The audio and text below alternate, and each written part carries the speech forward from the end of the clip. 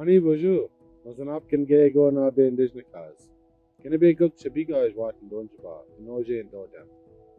Nishnabe nini and dao. Nipid no ajbikong ninda.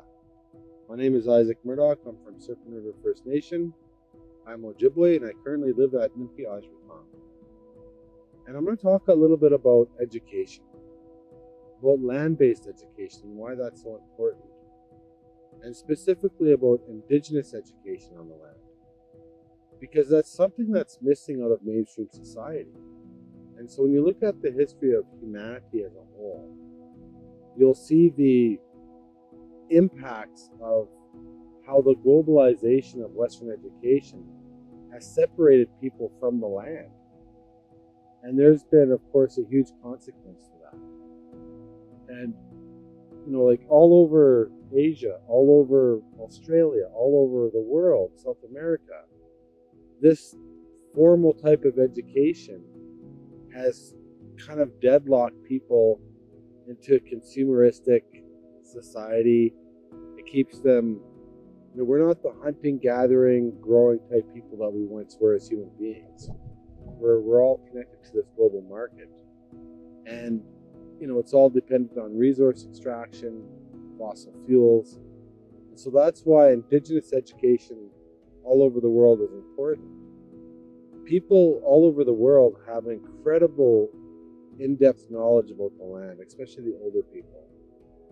And so I encourage everybody to get out there and learn about the history of the land and how to coexist with it in a way that doesn't compromise the ecological balance, so that our hydrology remains strong, that our ecosystems and biospheres are balanced. We need that to survive as humans, and that's why Indigenous knowledge is so important.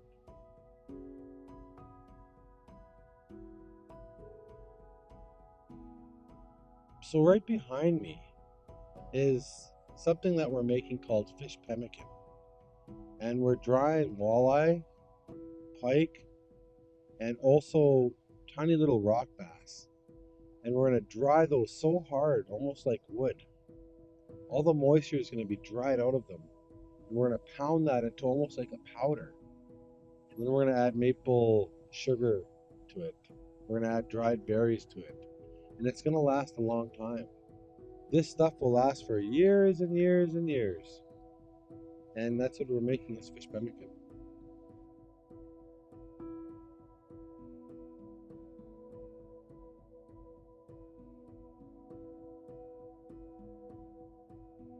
So when we're making fish pemmican, everything always starts with our tobacco. We lay our tobacco down. We ask the waters, can we have some fish? Not a lot, just enough to do what we have to do. So that's the very first thing. And what we do is we get the net, and we put the net into the water. And it's put a certain way, and it's sunk down by rocks. And once that net sits there overnight, in the morning we check it. And we got to pull the fish out of that net. And once the fish are pulled out, then we have to, of course, cut them a certain way so that they'll be able to dry easy. And that's really important.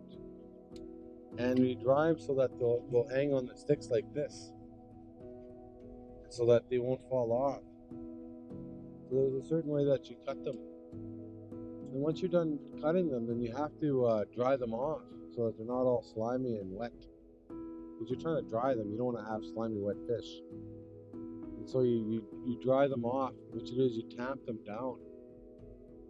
And then once they're not so, like slimy, then that's when you, of course, you cut some poles, you make your smoke rack, and you put your fish on there. And the wood has to be rotten wood, because that rotten wood won't flare up into flames. It'll just smolder, because we're trying to dry the fish. We're not trying to cook the fish. We're trying to dry it. And so we're trying to extract all the moisture out of it. And the smoke changes the chemical composition of the fish over time. And it also prevents bugs from going in there too. Once it's smoked, bugs won't bother it. Bugs are not going to want to go in there. And also the smoke is medicinal too. So the smoke is filled with medicine. And it just coats that fish with medicine all through it. So it's a good thing.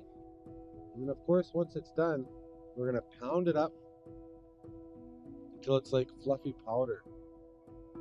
Once that's done, then we're going to add our maple sugar, some dried berries. And that's going to last a long time, a very long time. Years and years and years it'll last.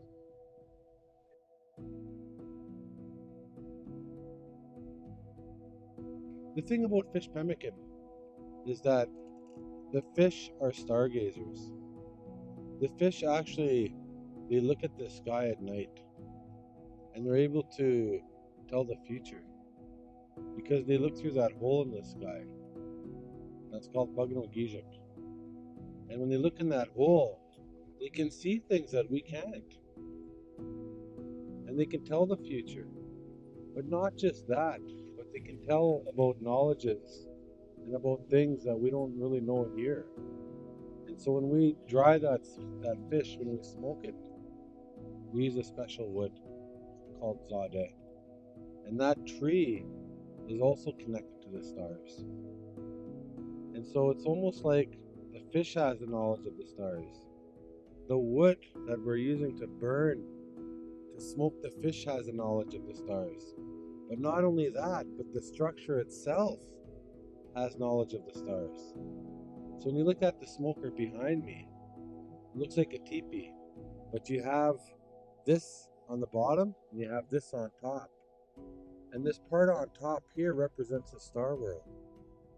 And so you have all that knowledge coming down, going into the fish. The fish itself has knowledge. You have the smoke coming up, going into the fish. So when you eat that knowledge becomes a part of you too. And it's like medicine. You ingest what the sky has to offer. And so we believe that it's a very sacred thing. It's like medicine to us. And it keeps a long time. Like I said, it keeps for years and years.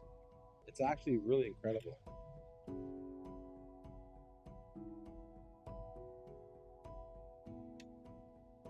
So the taste is nice and sweet, but not overly sweet.